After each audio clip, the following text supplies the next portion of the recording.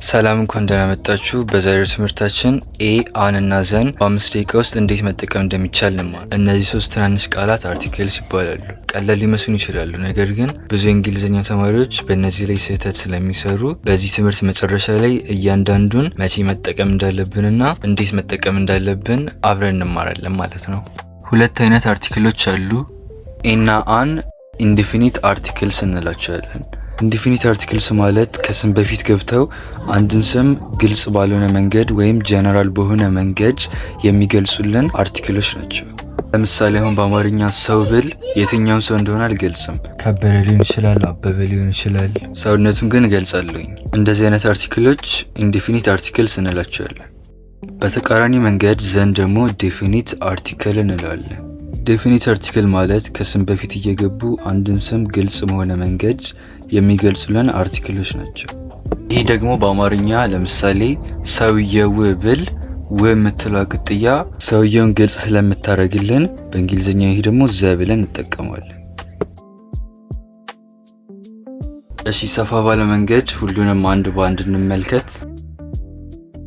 ይህን የምንጠቀመው ሲንጉላር ናውንስ ቢጊኒንግ ዊዝ ኮንሶናንትስ። ይሄ ማለት ነጠላ ስም ሆነው በኮንሶናንት የሚጀምሩ። ኮንሶናንትስ የምንላቸው እነማን ናቸው? ከኤ ኢ አይ ኦ ዩ በስተቀር ያሉ ሌተሮች ኮንሶናንት ይባላሉ። ለምሳሌ ኤ ሃውስ።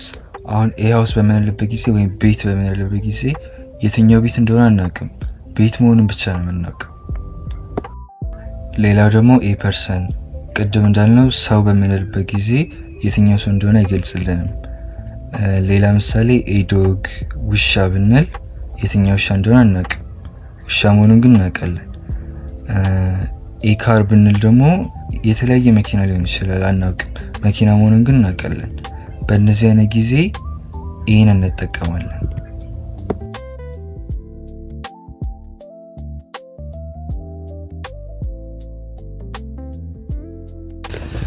የኤ ጓደኛ ደግሞ አን አለ። አን የምንጠቀመው ሲንጉላር ናውንስ ቢጊኒንግ ዊዝ ኤ ቫወል። ቫወል የምንላቸው አናባቢ ቃላት ወይም ኤ ኢ አይ ኦ እና ዩ። አንዳንድ ምሳሌ እንመልከት። አሁን አን አፕል በምንልበት ጊዜ ኤ ቫወል ስለሆነ አን እንጠቀማለን። አፕል ወይም አንድ አፕል መሆኑን ይገልጽልናል። አን ኤግ በምንልበት ጊዜ አንድ እንቁላል መሆኑን ይገልጽልናል። ኢ ቫወል ስለሆነ አን እንጠቀማለን። አን ኢንሴክት በምንልበት ጊዜ አንድ ነፍሳት መሆኑን ይገልጽልናል። እዚህ ጋር መያዝ ያለባችሁ ነገር አንድን ስም ኤ ወይም አን ብለን ከመስጠታችን በፊት መመልከት ያለብን ስፔሊንጉን ብቻ ሳይሆን አነባበቡንም ነው። ለምሳሌ አን አወር ስንል አወር ስናነበው በኤ ነው የሚነበበው። ስለዛ የምንሰጠው አርቲክል አን ነው። አን አወር። ሌላኛውና የመጨረሻው አርቲክል ዘ ነው። ዘ ደግሞ የምንጠቀመው ስፔሲፊክ ሲንጉላር ኤንድ ፕሉራል ናውንስ ነው። የቅድሞቹ የምንጠቀማቸው ለሲንጉላር ብቻ ነው። ይህን ግን ለሲንጉላርም ለፕሉራልም እንጠቀማለን። ብዙ ሰዎች ዘን ፕሮናውንስ ያደረጉት በጥርሳቸው ዘ እያሉ ነው ፕሮናንስ የሚያደርጉት። ትክክለኛው መንገድ ግን ምላሳችሁን አውጥታችሁ ምላሳችሁን በመንከስ ዘ ስትሉት ተሻለ ይሆናል። ዘ ደግሞ ብዙ ጊዜ ታዋቂ ለሆኑ ነገሮች ብንጠቀሙ ተመራጭ ነው። ለምሳሌ ፀሐይዋ፣ ዘሰን፣ ዘሙን፣ ጨረቃዋ፣ ምክንያቱም ብዙ ሰው ያውቃቸዋል።